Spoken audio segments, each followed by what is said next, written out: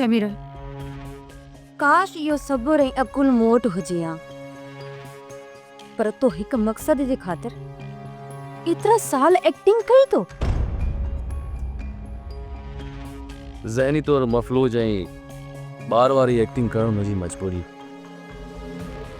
जेकॾहिं मां पंहिंजे पाण खे उन्हनि जे साम्हूं ऐब महसूस न कराया हा त हू एतिरा त ज़ालिम आहिनि जो मूंखे मारे छॾिया। बाबा अम्मा के छा थियो आहे?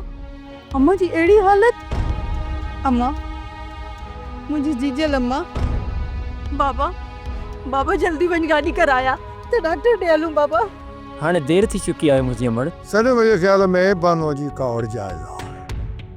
बस तुंहिंजी ने सुस्ती ऐं लापरवाही जे करे यार ॾाढी देर थी वई। बाबा हकीकत इहा आहे त शादी जी ज़िम्मेवारी तमामु वॾी ज़िम्मेवारी आहे